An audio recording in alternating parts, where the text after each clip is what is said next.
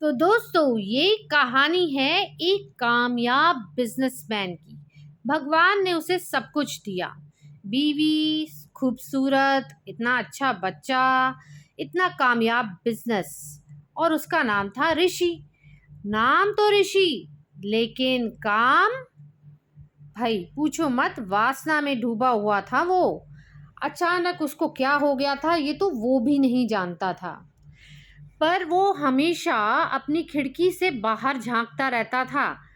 बाहर झांकता था, पड़ोसी की बेटी की एक नज़र मिल जाए। नंदनी को वो बहुत पसंद करता था। नंदनी जवान थी, खूबसूरत थी, कॉलेज गोइंग स्टूडेंट थी। लेकिन अब उसकी बीवी उसके हिसाब से बूढ़ी हो चली थी और उसका इंटरेस्ट नंदनी में बढ़ता चला गया।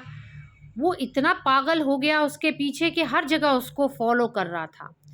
एक दिन उसने गुस्से में आके अपनी बीवी को बोल दिया कि वो नंदनी से प्यार करता है, नंदनी से शादी करना चाहता है। उसकी बीवी रोई, गिड़गिड़ाई, लेकिन ऋषि जो था वो अपनी वासना का शिकार हो चुका था। वो पागल हो रहा था लोभ में और उसको लस्ट एकदम ले चुका था।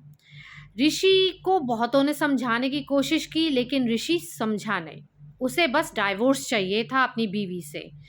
वो इतना पागल था नंदनी के पीछे कि उसने नंदनी को कार गिफ्ट कर दी दोस्तों। और नंदनी उससे हेट करती थी, इतनी ज़्यादा घृणा करती थी कि उसने चाबी वापस लौटा दी, ये कह के कि आप मुझसे बहुत बड़े हैं और आपको ये सब शोभा नहीं देता। पर ऋषि रुकने वाला था। उसने तो ऑफिस के सारे पैसे उसको गिफ्ट देने में, कार खरीदने में, सब में ख़त्म कर दिए और उसका काम में ध्यान बिल्कुल नहीं। नतीजा ये हुआ कि वो काम उसका डूब गया, बिजनेस उसका सारा ख़त्म हो गया, लोग उसको छोड़ के चले गए और नंदनी तो वैसे ही उसमें इंटरेस्टेड थी ही नहीं। और उसका जो वो लस्ट का भूत था उसने उसकी बुद्धि को शून्य कर दिया दोस्तों। अब उसे कुछ समझ में नहीं आ रहा था कि वो अपनी लाइफ में करे क्या। वो अकेला था, रो रहा था, गिड़गिड़ा रहा था, लेकिन उसको सुनने वाला कोई नहीं था। वहीं उसने सोचा कि वो मंदिर जाए। जब वो मंदिर गया तो मंदिर की सीढ़ियों में उसको एक साधु मिले, एक बाबा जी जो मंदिर के पंडित थे।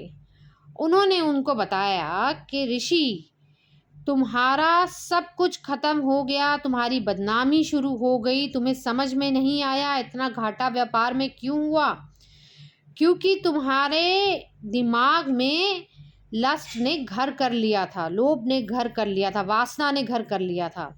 और ये वासना का कर्म जो है इस जन्म में तुम्हारा विवेक उसने शून्य कर दिया, तुम्हारे रिश्ते तोड़ दिए, तुम्हें अपमान दिलाया और अगले जन्म में भी ये दंड कैरी फॉरवर्ड होगा। वैवाहिक जीवन में असफलता मिल सकती है, या हो सकता है तुम्हारी आत्मा को ही तृप्ति ना मिले, या ये भी हो सकता है कि तुम पशु योनि में जन्म लो।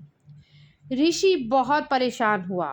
खैर उसको पंडित जी ने काफ़ी उपाय दिए और हमने बैच फ्लावर रेमेडी भी बताई। पर क्या है ना दोस्तों, इस कहानी का मूल संदेश सिर्फ यही है कि वासना की आग में जो कूदता है उसका अंत भस्म होना ही तय है। प्रेम पवित्र होता है दोस्तों, मगर वासना एक छलावा है। इस बात को आप समझ लीजिए। तो आशा करती हूँ ये कहानी आपको या आपके किसी अपने की मदद करे। कल फिर मिलूंगी। नमस्कार।